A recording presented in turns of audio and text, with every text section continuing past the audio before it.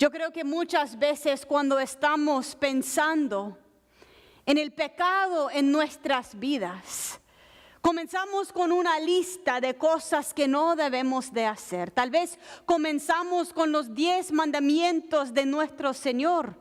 Y de allí partimos de las cosas básicas que sabemos que son en contra de la palabra de Dios. Pero hoy día estamos en el capítulo 2 de Jeremías y Jeremías nos está dando una perspectiva muy distinta. No solamente del pecado, pero de las cosas que nos llevan a separarnos de nuestro Señor. Como leyó Yanira para nosotros, pido otra vez que en sus boletines o en sus Biblias, en Jeremías 2, el Señor comienza recordándole al pueblo de Judá, o sea, la parte sureña de lo que era el reinado de Israel. El Señor comienza recordándoles cómo era su amor. Dice el Señor a nosotros y a Judá: recuerdo el amor de tu juventud, tu cariño de novia. Yo siempre estoy dando chistes a Marcela, que ahora que se ha casado está posteando en Facebook todo el tiempo el amor que tiene. Pero así es. Cuando recién casado, recién iniciado una relación, tenemos un amor tan viva. El Señor dice a usted y a mí: yo me acuerdo cómo era tu amor de novio o de novia. Cuando me seguías por el desierto, por tierras no cultivadas. Yo me acuerdo, dice el Señor. Jennifer, yo me acuerdo cuando usted tenía tanta confianza en mi palabra, que me seguía aun cuando no sabía dónde estaba. Me acuerdo cuando me tomaba de la mano por tierras no cultivadas. Israel estaba, dice el Señor, consagrada al Señor. Eran las primicias de su cosecha. Sabía que el diezmo, la primicia de la cosecha de Dios era su pueblo de Israel. Era tu corazón, era usted y yo. Tanto el amor de Dios para nosotros. Quiero que ustedes piensen en el comienzo de tu andar con el Señor. ¿Cómo era ese primer amor que tenía con Él? ¿Cómo era la primera vez que experimentaba la presencia de Dios cuando adorabas y de repente sentía como que algo se movía? ¿Se acuerda alguien? Nosotros referimos a eso como experiencias de la cima de la montaña, ¿no? Y son muy importantes porque otra cosa que estamos aprendiendo de Jeremías es que nosotros fuimos creados para adorar a Dios. Cuando usted y yo estamos en plena comunión con Dios, es como hay un pedacito del cielo aquí presente con nosotros. Y eso es muy distinto a un concierto o un show.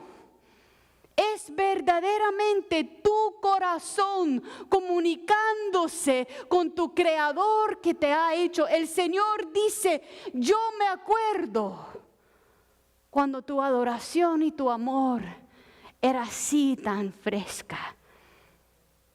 Escuchan la palabra del Señor, descendientes de Jacob, tribus todos del pueblo de Israel. Así dice el Señor: ¿qué injusticia vieron ustedes en mí, sus antepasados que se alejaron tanto de mí? ¿Usted se ha alejado de Dios porque miraba una injusticia en Él? Si yo hago inventario de mi propia vida, yo le quiero contestar: Señor, no era así. Yo no he visto en usted una injusticia, más bien no sabía que iba a llegar tan lejos de usted. Perdóname, Señor, no hay nada que ha hecho usted que merece el desierto de mi corazón. Ahora se fueron tras lo que nada vale. ¿Quién ha ido detrás de algo que al fin de cuentas uno determina que no vale nada? Right? Y en nada se convirtieron. Muy importante esa parte del texto. Cuando nosotros vamos persiguiendo las cosas que no valen nada, tiene un efecto tan profundo en nosotros que llegamos a creer que en nada nos convertimos. Jamás para el Dios, porque usted siempre es la niña de sus ojos. Pero cuando usted y yo vamos detrás de cosas que no dan valor, terminamos apareciendo de poca valor para todos los demás. ¿Por qué? Dice el Señor. ¿Por qué? Se fueron tras lo que no vale nada y en nada se convirtieron. Nunca preguntaron ustedes, ¿dónde está el Señor que nos hizo subir de Egipto, que nos guió por el desierto, por tierra árida y accidentada, por tierra reseca y tenebrosa, por tierra que nadie transita y en la que nadie vive? ¿Cuántas veces en tu vida y en la mía hemos llegado a un punto de olvidar las cosas que Dios ha hecho? Por eso es tan profundo y importante la gratitud, porque cuando uno comienza a agradecerle al Señor por todo lo que ha hecho en tu vida, es como que tu mente, tu corazón recapacita a decir, Señor, me ha traído de mucho. Aunque tengo sufrimiento ahora, me ha bendecido con tanto. No me imagino donde yo estaría si no fuera por usted. ¿Quién tiene esa experiencia? Entonces lo que quiero que vemos es que ese llamado a arrepentirse, ese llamado a volver al Señor, no tiene que ver con una lista de pecados. Cometí esto y esto y esto y esto, y esto me separó del Señor. No. Lo que pasó es que se me olvidó que el Señor tiene que ser primero. Dejé a un lado la experiencia de adorar y convertí poniendo mi esperanza en cosas que no valen nada. Y de repente tenía mayor sufrimiento porque en nada me convertí yo, por perseguir las cosas que no son del Señor. Y en ese momento de la historia, en tu vida y en la mía, mucha gente se siente seca de corazón. ¿Quién se siente que está en desierto? Y el enemigo, en el nombre de Dios, no puede tener nuestros corazones. Yo sé que la pandemia ha sido duro. Y lo que se ha cortado en gran manera es la capacidad de adorar juntos. Y yo entiendo, me dice, pero pastora, adorar remoto no es lo mismo. Yo extraño cuando el santuario tenía más gente, yo entiendo. Pero cruzando el desierto con el Dios que te ha cruzado otros desiertos en tu vida, no vamos a olvidar quién es nuestro Señor. Porque nuestra adoración viene primero de ese amor tan profundo que tenemos con nuestro Dios. Sigue el Señor. Yo los traje a una tierra fértil para que comiera de sus frutos y de su abundancia. Pero ustedes vinieron y contaminaron mi tierra, hicieron de mi heredad algo abominable. Dios te ha dado algo que no has usado por su gloria. Claro que Dios te ha dado algo, me ha dado mucho a mí también. Pero en momentos sin querer nos desviamos tanto, nos olvidamos gradualmente y llegamos al punto que las meras bendiciones que el Señor nos ha dado se convierten en algo abominable, porque lo estoy usando por cosas que no eran. El pecado de lo cual el Señor habla en Jeremías es mucho más común que la lista de cosas de lo cual acusamos al vecino o a nosotros mismos. Es algo poderoso entender lo que el Señor está diciendo. Terminando esa parte, quiero que vayan conmigo al verso 13. El Señor lo hace en resumen. 2 son los pecados que has cometido, mi pueblo. 2. ¿Qué es el primero? Me ha abandonado a mí. ¿Y quién es Dios? Fuente de agua viva. Hemos dejado a un lado la fuente de agua viva. Hemos abandonado a Dios por depresión, por necesidad, por tanto trabajo, por todas las circunstancias, por falta de perdón, lo que sea en tu vida, en la mía, hemos abandonado al Señor. Y segundo, dice Dios, ¿qué es el segundo pecado? Ninguno es en los 10 mandamientos. Has cavado sus propias cisternas. Y resulta que las cisternas son rotas y no retienen agua. Quiero hablar un poquito del contexto en lo cual Jeremías está hablando. O sea, si conoce cómo es el clima del Medio Oriente, si has ido a Israel, sabe que el agua es un recurso de mucha escasez. Y la gente con dinero y la gente del gobierno, y eso pasa incluso agua limpia en muchos países, es algo de muy poca habilidad. La gente en Israel construyen cisternas, o sea, grandes cosas llenas de agua debajo de la tierra, donde el agua se mantiene fresco, y los ingenieros inteligentísimos de hace muchos años creen sistemas que ese agua de cisterna llega a las casas de la gente. Yo nunca jamás se me olvida cuando iba en avión a Nicaragua por la primera vez y miraba encima de las casas unos grandes botellones. Yo me decía, ¿qué son esos? Cisternas, recipientes de agua en una tierra donde agua es de recurso escasez. ¿Y qué es que Jesús le dice a la mujer samaritana? Yo soy fuente de agua viva. La persona que bebe de este agua que yo te voy a dar nunca jamás va a tener sed. Jeremías, con la palabra del Señor, dice: me han abandonado a mí, fuente de agua viva, y han cavado sus propias cisternas, cisternas rotas que no retienen agua. ¿Cuántas veces en tu vida tu esfuerzo, tu fe, tu fortaleza se ha ido gotita a gotita a gotita? No era una gran cosa, es que estaba rota el recipiente de tu agua y no estaba bebiendo de la fuente de agua viva.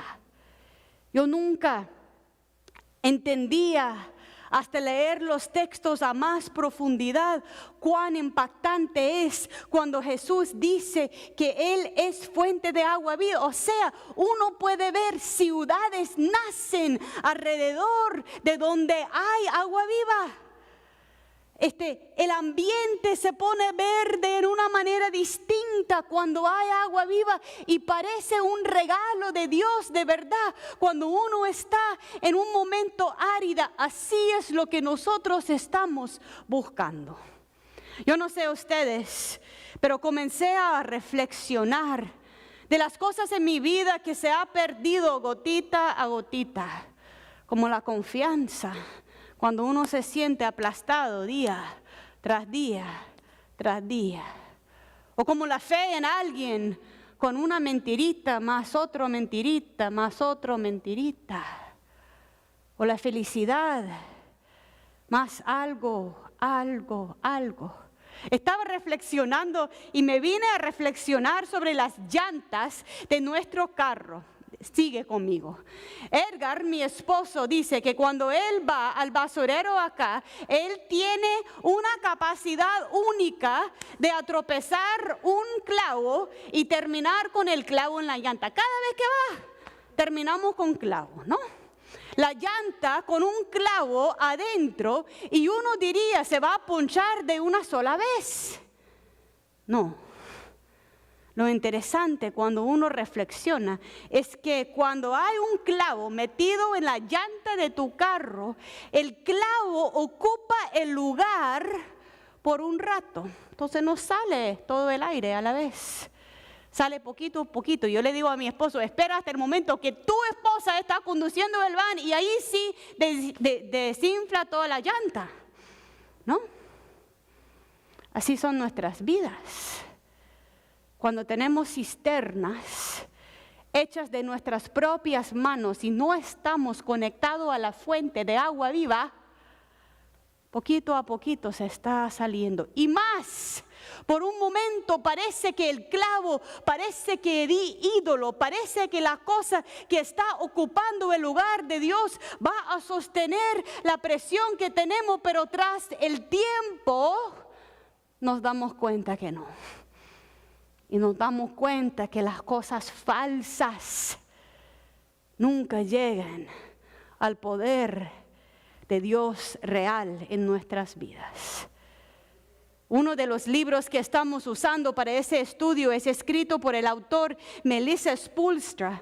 Y ella cuenta una historia que supuestamente ella aprendió en un campamento cristiano en su niñez. A mí me gustan las historias de los campamentos. Ella dice que había una niña que compró un collar de perlas plásticas con dinero propio de ella. Me recuerda de mi abuela que está muerta ya, que siempre me contaba tan alegre se sentía ella cuando podía ir a lo que le llamaba el dime store, la tiendita, a comprar algo que ella compraba por su decisión. Esta niña tenía un collar de perlas plásticas que ella compró y estaba tan orgullosa con sus perlas, de lo más bonito del mundo.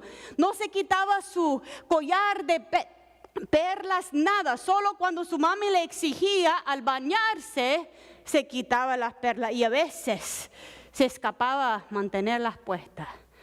Ella tenía un papá muy bueno, dedicado a su vida, que después de una semana de tener esas perlas y ver tanto que la niña le gustaba, le dice el papá a la niña, deme tu collar. Ay, papi, no, le dice. Yo te doy cualquier otro juguete mío, pero las perlas, no. Te doy mi muñeca. No, dice su papi, a mí no me interesa la muñeca. Y le dio un beso en la mejilla, pero debe de saber cuánto te amo. Una semana pasa y el papi va a donde la niña otra vez y le dice, niña, deme tus perlas, por favor. Ay, papi, no, te dije que eso son las cosas más valiosas de mi vida. Te doy mi cabellito, por favor. No me interesa tu caballo, le dice. Y le da otro besito en la mejilla. Pero sepa siempre que te ama. Varias veces hizo eso su papá, hasta que la niña comenzó a cuestionarse, ¿qué es que tiene mi papá con mis perlas? Y llegó un día donde su papi le dice, yo no sé por qué usted quiere tanto, pero aquí te doy mi collar. Y el papi toma las perlas plásticas, lo mete en la bolsa y de la otra bolsa saca unas perlas verdaderas, costosas, que él tenía guardadas para ella. Estaba esperando, le dice, hasta que me diera lo que era ficticia, para darte la cosa real que tengo para usted. ¿Cuántas veces usted y yo no nos soltamos de esas perlas plásticas, aun cuando Dios lo pide? Porque no confiamos que hay algo mejor. Lo interesante de ese caminar con nuestro Dios, y yo he estado reflexionando en estos días, ¿cómo, Señor, es que tu iglesia llegó a ser tan lejos? ¿Cómo es posible que 18 meses de pandemia puede separarnos, Señor? ¿Cómo es que yo me siento tan cansada a la vez? Y cuando nosotros hemos experimentado cosas difíciles, cuando hemos caminado por desiertos, cuando hemos enfrentado muerte como varios han hecho, cuando hemos visto un revolú de política, cuando hemos tenido dificultades hasta trauma en nuestras vidas, la cosa más difícil de hacer es soltar. Porque sentimos que apenitas estamos sosteniéndonos con nuestras propias fuerzas. Yo creo que eso es parte de lo que pasa al pueblo de Judá. Ellos escuchan lo que dice el Señor, pero lo pasa por encima. No pueden reaccionar como el Señor quiere. Yo no leí el texto de Jeremías 3 al principio porque quería leerlo como parte del sermón, así que por favor sacan sus boletines o sus Biblias. Y quiero que nosotros examinamos en ese texto la manera en la cual el Señor repite y repite y repite su amor y su invitación de devolver. Ve ahora al norte y proclama allí estas palabras. Israel, no seas rebelde y vuélvete a mí. No voy a descargar mi enojo sobre ti, ni te voy a guardar rencor, porque yo soy misericordioso. Tantas veces que leemos el libro de Jeremías y sentimos que es el juzgamiento del Señor, pero hay que ver las palabras de Dios para nosotros. Es una invitación que ignoramos. Palabra del Señor: reconoce que has pecado contra el Señor tu Dios. Reconoce que a la sombra de cualquier árbol frondoso te has prostituido con gente extraña y que no has querido obedecerme. Y en el verso 14, ¿qué dice Dios? Vuélvense a mí, hijos rebeldes. No cualquiera rebelde, hijos, vuelven, vengan, yo soy tu Señor. De cada ciudad tomaré a uno de ustedes y de cada familia tomaré a dos y los introduciré en Sión. Yo les daré gobernantes que los cuidan y alimentan de manera sabia y inteligente, gobernantes que hagan mi voluntad. Yo te voy a poner personas que reconocen tu valor si vuelven a mí. Y cuando ustedes se hayan multiplicado y reproducido en la tierra, no volverá a decirse arca del pacto del Señor, no volverán a evocarla, no volverán a acordarse de ella, ni de la echar de menos. ¿Sabe por qué? Porque el arca es donde moraba la presencia de Dios. Y cuando nosotros tenemos a Jesucristo y el Espíritu Santo viviendo en nuestras vidas, ¿dónde mora Dios? Dentro de nosotros. No necesitamos el arca. No necesitamos cosas externas que nos recuerdan, porque hemos vuelto por las gracias a Dios, a nuestro Señor.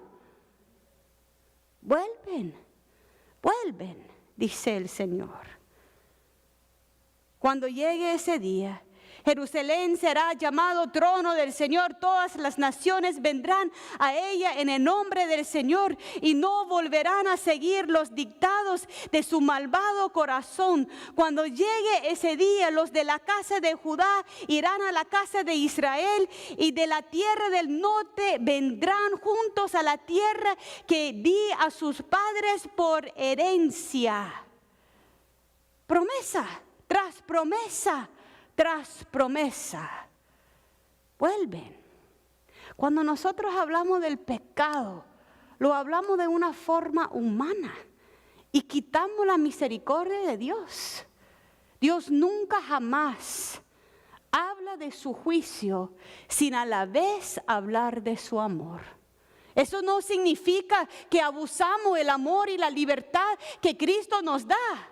Significa que aún cuando estamos en el desierto, sedientos, cansados, lejos del Señor, podemos volver a Él porque su amor permanece por siempre. ¿Y cuántas veces cuando llegamos a donde estamos, comenzamos a inventar más mentira? ¿Quién ha inventado mentira tras mentira cuando está en el desierto? Por eso pasan 40 años buscando la tierra prometida. Por eso Jeremías le dice que va a ser 70 años. Yo estaba hablando con un señor la semana pasada que me dice, pastora, me desvié de Dios y tuve un break de 55 años. Ok, hermano, 55 años es algo, pero no es abnormal. Cuando nos sentimos lejos, en vez de volver al Señor, nos apartamos. Olvidamos más, confiamos menos. Y de repente, el Señor nos pregunta, ¿dónde está tu primer amor?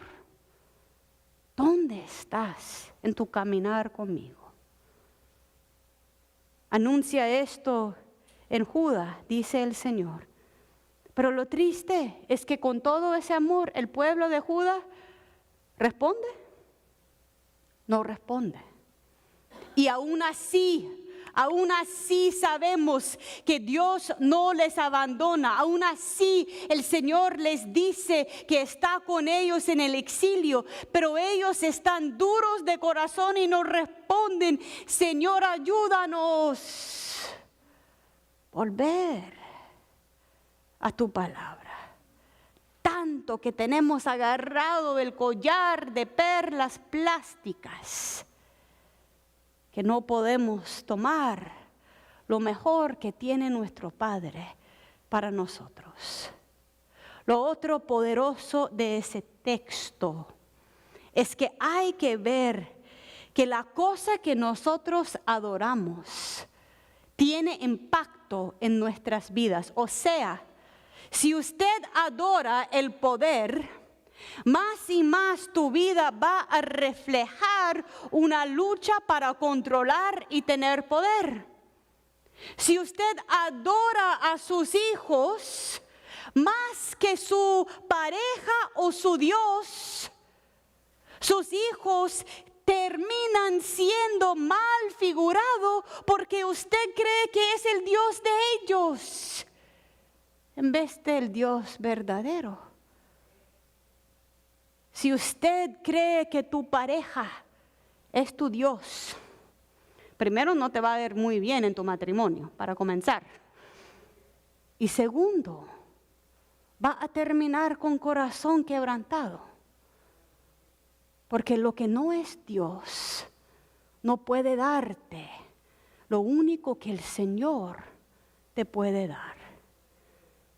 Si usted adora sus tareas, las cosas que has logrado en tu vida, más y más tu semblanza es de una lista de quehaceres, en vez de ser un hijo de Dios. Lo que nosotros adoramos tiene impacto en nuestras vidas. ¿Se acuerdan de Moisés?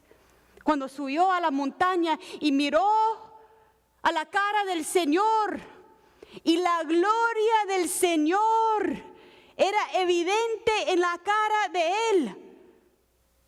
Cuando usted y yo adoramos al Señor, limpia no solamente nuestros corazones, pero nuestras semblanzas. Porque nos convertimos más y más en las cosas que estamos adorando. En 2 de Corintios 3, el verso 18 dice, por lo tanto, todos nosotros que miramos la gloria del Señor a cara descubierta, como en un espejo, somos transformados de gloria en gloria en la misma imagen como por el Espíritu del Señor. Yo me acuerdo, y puedo hablar eso porque mi primo lo ha hablado. Yo me acuerdo cuando uno de mis primos era adicto a drogas muy fuerte.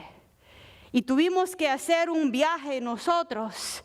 Y yo era muy inocente, no entendía qué estaba pasando, pero le comenzaron a salir unas ronchas fuertes en la cara.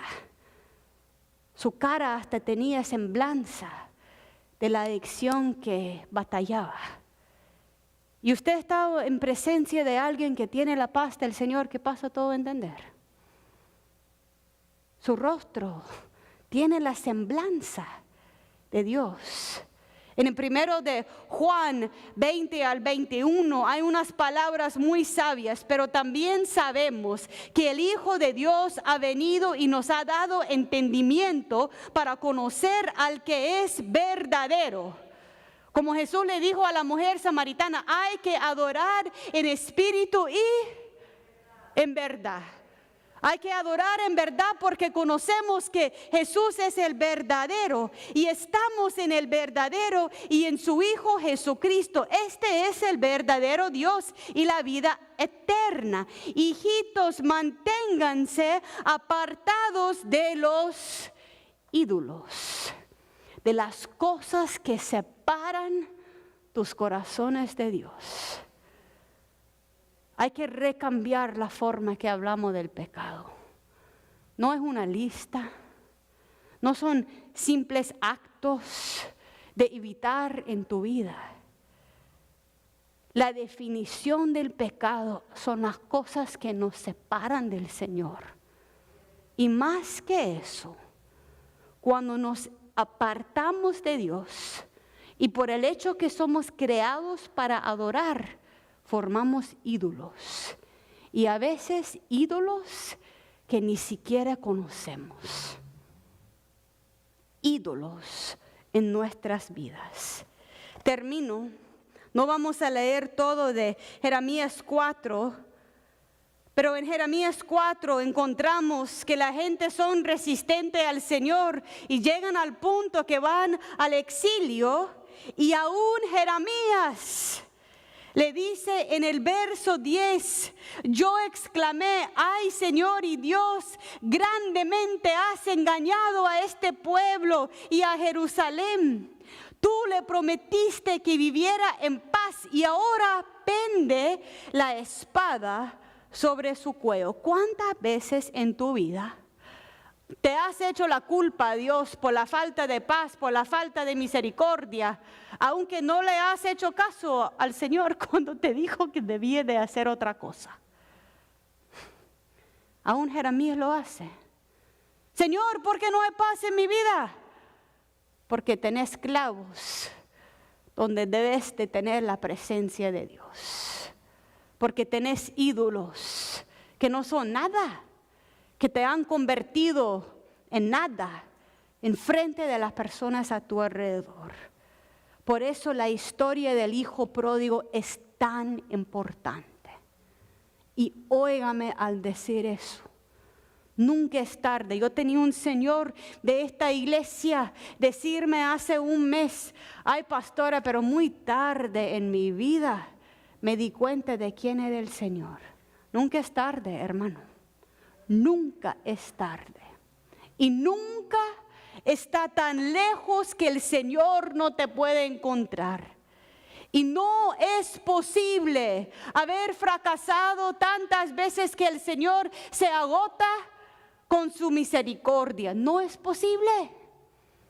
Porque Él no es humano, Él no es tu ídolo, Él no es tu pareja, Él no es tu hijo, Él no es el poder y el dinero y el sueño americano, Él es Dios. Dios.